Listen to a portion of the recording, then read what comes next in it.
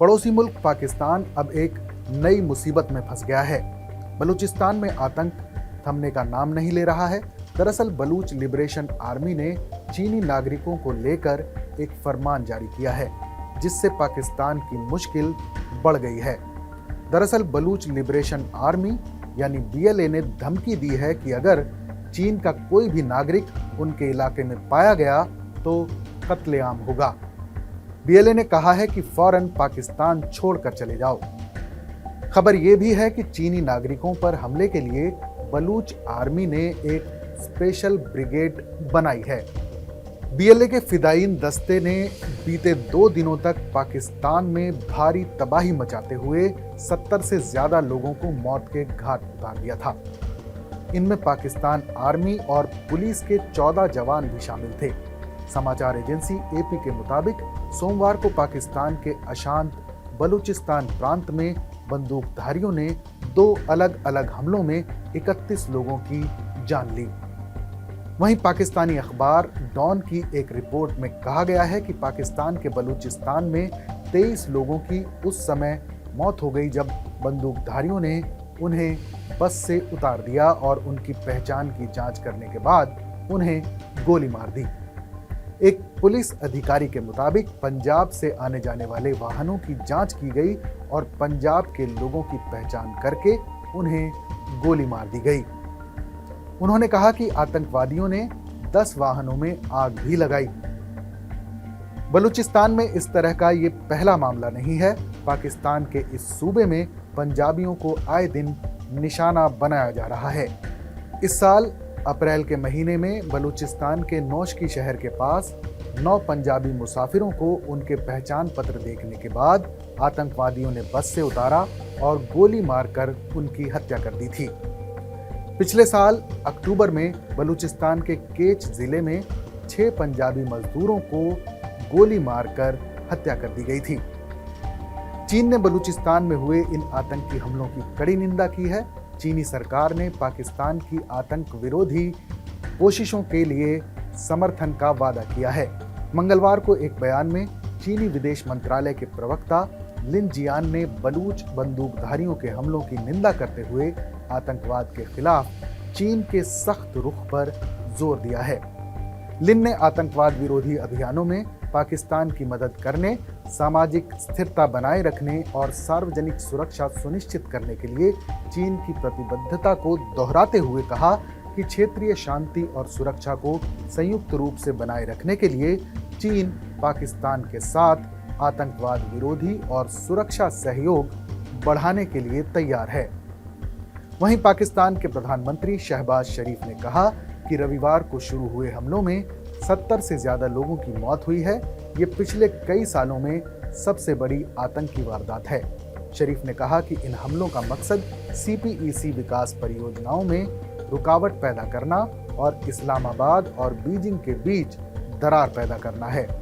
उन्होंने कहा कि आतंकवादी संगठन दोनों देशों के बीच मतभेद पैदा करने की भी कोशिश कर रहे हैं। असल में चीन पाकिस्तान में अपनी महत्वाकांक्षी परियोजना CPEC कॉरिडोर का निर्माण कर रहा है।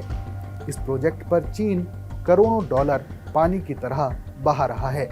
लेकिन जिस तरह से बलूचिस्तान में विद्रोहियों ने पाकिस्तानी सेना के खिलाफ मोर्चा खोला हुआ है, उससे चीन की योजना पर पानी फिर सकता है। इस प्रोजेक्ट में बड़ी तादाद में चीन के इंजीनियर्स और अधिकारी काम कर रहे हैं। बलूच विद्रोहियों से निपटने के लिए 23 जून को पाकिस्तानी सेना ने अज़्म इस्तेकाम ऑपरेशन लॉन्च किया था।